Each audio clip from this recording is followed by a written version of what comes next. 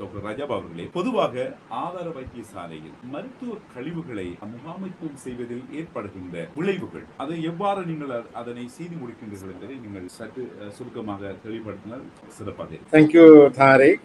உண்மையில ஒரு ஹாஸ்பிட்டலை பொறுத்த வரைக்கும் இது is not only for the days hospital Akkaraipattu. ஒரு ஹாஸ்பிட்டலை பொறுத்த வரைக்கும் வேஸ்ட் என்ற வகையில ஒன்று நாங்கள் அதை மெயினா ரெண்டா பிரிக்கும். ஒன்று கிளினிக்கல் வேஸ்ட் என்றும் நான் கிளினிக்கல் வேஸ்ட். கிளினிக்கல் வேஸ்ட் என்று சொன்னா நாங்கள் ஒரு பேஷண்டோட சம்பந்தப்பட்ட விஷயங்களால விடயங்களால அல்லது செயற்பாடுகளால உருவாக்கப்படுற வேஸ்ட் அப்படின்னு வரக்கொள்ள இந்த வேஸ்ட் ஒரு ஹை ரிஸ்க் வேஸ்டா இருக்கு. ஒரு ரிஸ்க் கூடின ஒரு வேஸ்டா இருக்கு. என்னோட சொன்ன அதால human to human infection transfer பண்ணலாம் அல்லது அதால வேற காயங்கள் ஏற்படலாம், பரவக்கூடிய நோய்கள் பரவலாம். இவ்வாறான சில விஷயங்கள், முக்கியமான விஷயங்கள் இருக்கிறதால கிளினிக்கல் வேஸ்ட் நாங்க ஹை ரிஸ்க் வேஸ்ட் சொல்லுவோம். அடுத்தது நான் கிளினிக்கல் வேஸ்ட், அது சாதாரணமான வேஸ்ட்கள் தான். பட் ஸ்டில் உதாரணத்துக்கு நாங்க பேப்பர் வேஸ்டோ அல்லது கார்ட்போர்ட் வேஸ்டோ அல்லது பிளாஸ்டிக் வேஸ்டோ அல்லது மெட்டல் வேஸ்ட் அல்லது கிளாஸ் வேஸ்ட் என்று சொல்லி ஒவ்வொரு விதமான வேஸ்ட்கள் இருக்கு. இந்த வேஸ்ட்கள் அனைத்து வேஸ்ட்களும் உண்மையில ஹாஸ்பிட்டலை பொறுத்த வரைக்கும் உருவாக்கப்படுது. இப்ப எங்களுக்கு சேலஞ்ச் என்னன்னு சொன்னா,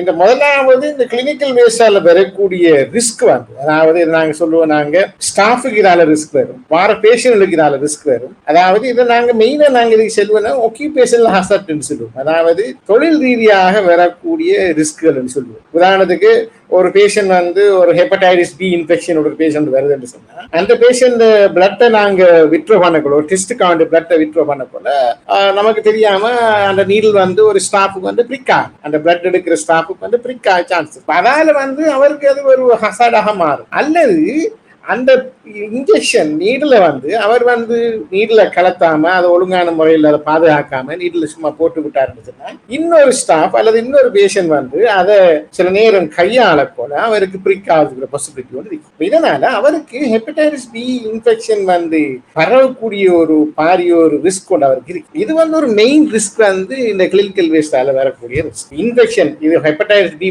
மட்டும் இல்லை, HIV எய்ட்ஸ் என்று சொல்லுவோம். அந்த HIV, ஹெப்படைட்டிஸ் பி, மலேரியா, இவ்வாறான சில நோய்கள் பரவுறதுக்கு ஒரு காரணியாக இந்த கிளினிக்கல் வேஸ்ட் இருக்கு. அதுக்காக தான் நாங்க அந்த கிளினிக்கல் வேஸ்ட் ஹேண்டில் பண்ணப்போல அது மெயினா ஒரு கிளினிக்கல் நாலேஜ் இருக்கிற ஸ்டாஃப் தான் கிளினிக்கல் வேஸ்ட் ஹேண்டில் பண்ணும். சாதாரணமாக கிளீனிங் சர்வீஸ்ல இருக்கிற பிள்ளைகள் அல்லது வெளியில இருக்கிற மக்கள் இந்த வேஸ்ட்டை ஹேண்டில் பண்ணலாம். அப்ப இவ்வாறான இந்த கிளினிக்கல் வேஸ்ட்டை நாங்க ஒன்று கிளினிக்கல் வேஸ்ட் ஒரிஜினேட் பண்ற ஸ்டாஃப், இதே கிளினிக்கல் வேஸ்ட்டை அதே ஸ்டாஃப் தான் அதை செக்ரிகேட் பண்ணி கலெக்ட் பண்ணி டிரான்ஸ்போர்ட் பண்ணி அதை கொண்டு போய் ஒரு டிஸ்போஸ் பண்ணி அல்லது ட்ரீட் பண்ணி டிஸ்போஸ் பண்ற லெவல் வரும் வரைக்கும் இந்த கிளினிக்கல் ஸ்டாஃப் இதுக்கு ரெஸ்பான்சிபிலிட்டியா இருக்கும். உதாரணத்துக்கு நாங்க ஐசியூல எடுத்த மெடிசன், ஐசியூல கிடைக்கிற கிளினிக்கல் வேஸ்ட் அவ்வளோத்தையும் கிளினிக்கல் ஸ்டாஃப் தான், அதாவது கிளினிக்கல் ஸ்டாஃப் நாங்க சொல்றோம் டாக்டர்ஸ், நர்சஸ், அதோட சம்பந்தப்பட்ட ஹெல்த் சர்வீஸ் இவங்களுக்கும் தெரியும். அதே மாதிரி லெபார்டரி டெக்னாலஜிஸ், பார்மசிஸ்ட், இவங்க எல்லாரும் கிளினிக்கல் ஸ்டாஃப். இந்த கிளினிக்கல் ஸ்டாஃப் தான் இது ஹேண்டில் பண்ணும். எங்க ஹாஸ்பிட்டலை பொறுத்த வரைக்கும் பாத்தீங்கன்னா கிளீனிங் சர்வீஸ் சொல்லி வேற கொஞ்சம் ஸ்டாஃப் இருக்கு. அந்த ஸ்டாஃப் நாங்க கிளினிக்கல் வேஸ்ட் மேனேஜ் பண்றது நாங்க இன்வால்வ் ஆக்குறோம். ஏன்னு சொன்னா இவங்களுக்கு இதால வரக்கூடிய ரிஸ்க்கும் கூட இதுக்கு இவங்களுக்கு அதை பத்தி ஒரு பெரிய நாலேஜும் அவங்ககிட்ட இல்லாதால நாங்க அவங்களுக்கு அதை ஹெல்ப் பண்ண கொடுக்குறோம். இது ஒரு பாரிய ஒரு சவால் எங்க ஹாஸ்பிட்டலை பொறுத்த வரைக்கும். ஒரு கிளினிக்கல் இன்ஃபெக்ஷன், கிளினிக்கல் ஹசார்டால, கிளினிக்கல் வேஸ்டால இவ்வாறான இன்ஃபெக்ஷன் பரவக்கூடிய சந்தர்ப்பங்கள் இருக்கு. அடுத்த விஷயம் என்னன்னு சொன்னா, வேஸ்ட் நாங்க கலெக்ட் பண்றோம். எங்க ஹாஸ்பிட்டல் பாத்தீங்கன்னா கிட்டத்தட்ட 5 கண்டெய்னர் இருக்கும். அந்த 5 கண்டெய்னர்லையும் கிளினிக்கல் வேஸ்ட்டுக்கு ஒவ்வொரு கலக்கோட்ல இருக்கும். உதாரணத்துக்கு ஒரு ஷாப் சொன்னா அது ஷாப் இன்னொன்று இருக்கும், அது ஒரு எல்லோ கலர்ல ரெட் ஸ்ட்ரைப் பண்ணி இருக்கும். அதே மாதிரி எல்லோ கலர்ல இருக்கும், அதுல இன்ஃபெக்ஷஸ் வேஸ்ட் போடுவோம். அதே மாதிரி ஒவ்வொரு கலர் கோடிங் சிஸ்டத்துல வேஸ்ட் பின்ஸ் அந்தந்த வேஸ்ட் பின்னுக்குள்ள அந்தந்த கலர் கோடுக்குள்ள அந்தந்த வேஸ்ட் தான் போடுவோம். இப்ப ஷாப்பின்னுக்குள்ள அல்லது கிளினிக்கல் வேஸ்ட்டுக்குள்ள இருக்கிற ஒரு வேஸ்ட்ல ஒரு 5 ml அல்லது ஒரு சின்ன ஒரு சுண்ணன் எடுத்து நாங்க மற்ற நான் கிளினிக்கல் வேஸ்ட்டுக்குள்ள போட்டு மிக்ஸ் பண்ணிட்டோம்னா அவ்வளவு இப்ப ஹை ரிஸ்க் வேஸ்டா மாறி. இது ஒரு ஆட்டிடியூட் பிரச்சனை. இது ஹாஸ்பிட்டலை பொறுத்த வரைக்கும் இது ஒரு ஆட்டிடியூட் பிரச்சனை. இந்த ப்ராப்ளத்தை நாங்க இம்ப்ரூவ் பண்ண மாட்டோம். அதுக்கு ஒரு நல்ல ஒரு நாலேஜ் பேஸ், ட்ரைனிங் பேஸ் எல்லாம் நல்லா கொடுக்க வேண்டிய நிலை மாதிரி. அடுத்த விஷயம் என்ன, இந்த மிக்சிங்கால வரக்கூடிய அடுத்த பிரச்சனை இதுக்கு புறவார கன்சிக்வன்சஸ். இந்த மிக்ஸ் பண்ணப்பட்ட இந்த கிளினிக்கல் வேஸ்ட் அதை அப்படியே நாங்க வந்து வரக்கூடிய இப்ப உதாரணத்துக்கு நாங்க சொன்ன மாதிரி 300 கிலோகிராம் ஒரு நாளைக்கு வருதுன்னு 10 கிலோகிராம் தான் எங்களுக்கு கிளினிக்கல் வேஸ்ட் வரும்.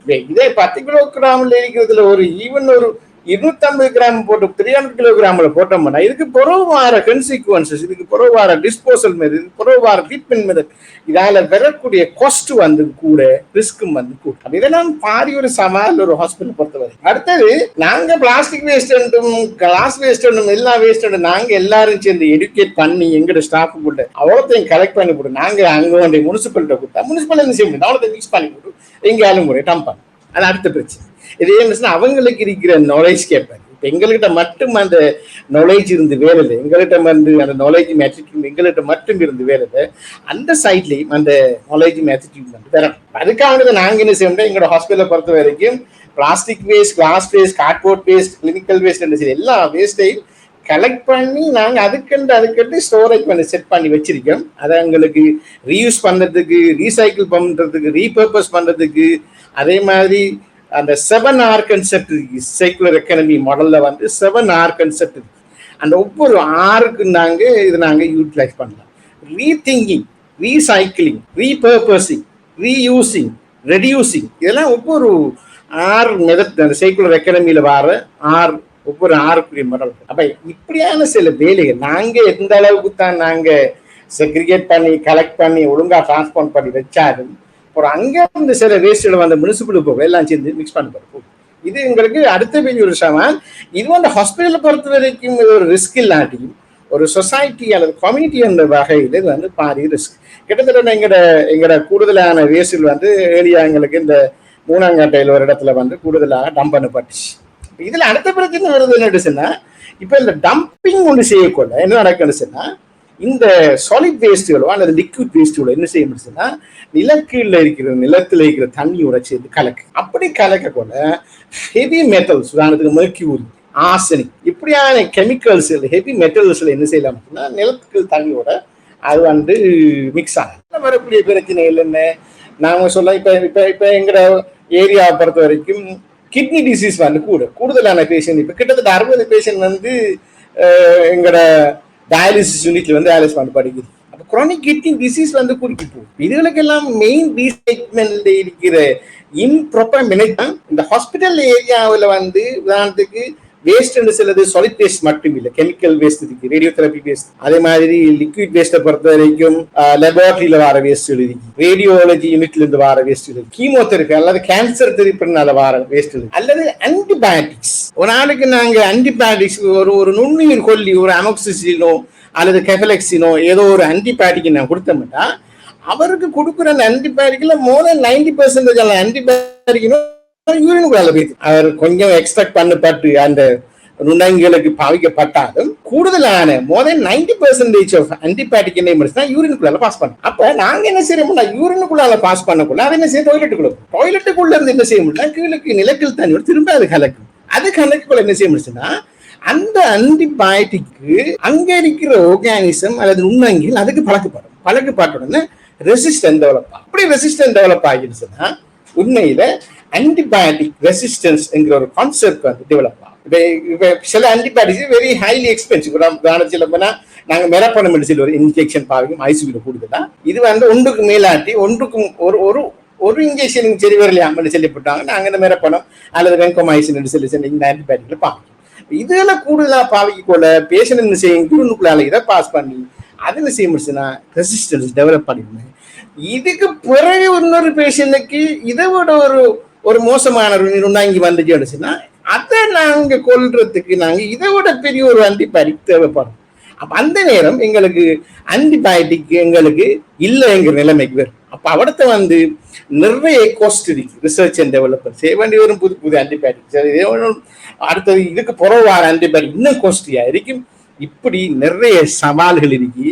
எப்ப நாங்க ஒழுங்கான வேஸ்ட் மேனேஜ்மெண்ட்ங்கிறது it is not responsibility of hospital only. இது ஹாஸ்பிட்டல் ஸ்டாஃப் ரெஸ்பான்சிபிலிட்டி மட்டும் இல்லை, இட் இஸ் ஃபார் த சொசைட்டியில ரெஸ்பான்சிபிலிட்டிக்காக நாங்க செய்ய வேண்டிய ஒரு விஷயம் தான் இது. இதுக்கு நாங்க ஹாஸ்பிட்டல் ஸ்டாஃப் மட்டும் இல்லை, இதுக்கு முன்னுக்கு வரணும். இது கம்யூனிட்டி வந்து முன்னுக்கு வரணும். ஏன்னா இதுக்கு வார ப்ராப்ளங்கள் கன்சிக்வன்சஸ் எல்லாமே ஹாஸ்பிட்டல் ஸ்டாஃபுக்கு மட்டுமல்ல, இது கம்யூனிட்டிக்கே பின்பாடு வரக்கூடிய இதுகள் இருக்கு. அதனால இந்த இந்த வேஸ்ட் மேனேஜ்மெண்ட், ஸ்பெஷலா ஹாஸ்பிட்டல் வேஸ்ட் மேனேஜ்மெண்ட், இது ஒரு கம்யூனிட்டி சப்போர்ட்டிவா தான் ஒர்க் பண்ணணுமே ஒழிய நாட் ஒன்லி ஃபார் இந்த ஹாஸ்பிட்டல் ஸ்டாஃப் மட்டும் இதை மேனேஜ் பண்ணும்போது நாம எதிர்பார்க்க தேவை. என்ன சொன்னா இதுல ஒரு 90% வேஸ்ட் பண்ண திரும்ப என்ன செய்ய முடியும்னா வெளியே போகும். அங்க வெளியே போனா நடக்குதுங்கிற அடுத்த பிரச்சனை. அப்ப அவர்த்த குரங்களை கம்யூனிட்டி இஷ்யூமா. இப்ப கிட்டத்துல இந்த நீங்க மகரகாம கேன்சர் ஹாஸ்பிட்டல் போனீங்கன்னா வழங்கும் அந்த சரௌண்டிங்ஸ்ல இருக்கிற லேண்ட் வேல்யூ வந்து மிச்சம் குறை.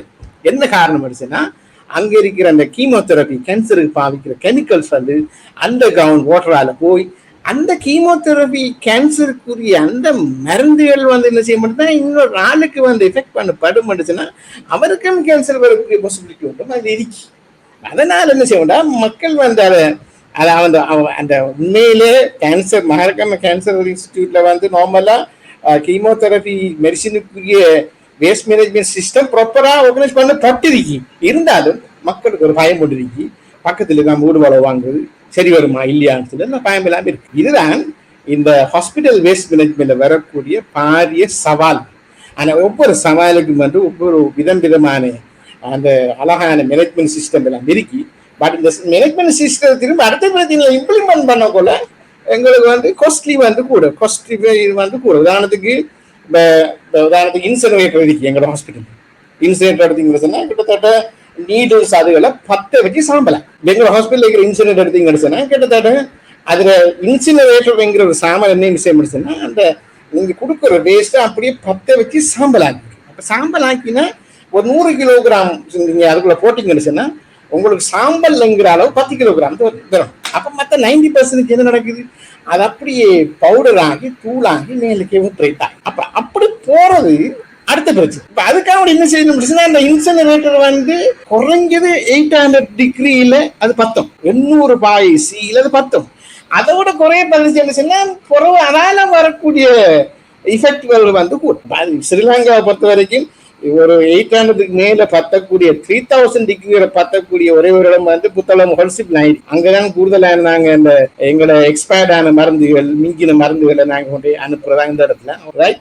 ஸோ அதனால இவ்வாறான நிறைய சேலஞ்சஸ் வந்து ஹெல்த் கேர்ல வந்து அதுல வந்து நிறைய சேலஞ்சஸ் இருக்கு.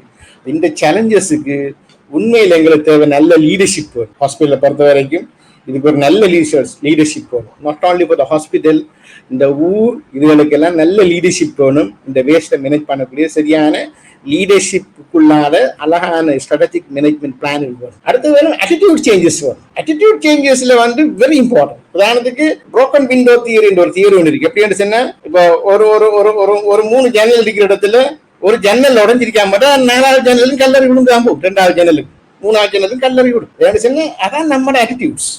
ஒரு வேஸ்ட் பின் ஒன்று இருக்கொள்ள அந்த வேஸ்ட் பின் வந்து கிளீன் இல்லையாமனு சொன்னா வேஸ்ட் பின் சும்மா இருக்கு, வேஸ்ட் பின்னை வளர்ச்சியாவோட குப்பைங்கிற இதான் நம்மளோட ஆட்டிடியூட்ஸ். அப்ப இந்த ஆட்டிடியூட்ஸ் வந்து எல்லா லெவல்லையும் வந்து இது மாறும். ஆட்டிடியூட் சேஞ்சஸ் நடக்கணும், நல்ல லீடர்ஷிப் பெறணும். அடுத்தது ஆன்டிபயோட்டிக்ஸை யூட்டிலைஸ் பண்ற பாலிசி வரணும். வேஸ்டேஜ்ல பண்ற எல்லா மெத்தடையும் நான் கொண்டு வரேன். அப்படி கொண்டு வந்தா மட்டும்தான் இந்த வேஸ்ட் மேனேஜ்மெண்ட் ஒரு காம்ப்ரிஹென்சிவ் மேனேஜ்மெண்ட் நான் கொண்டு வரேன். தேங்க்யூ.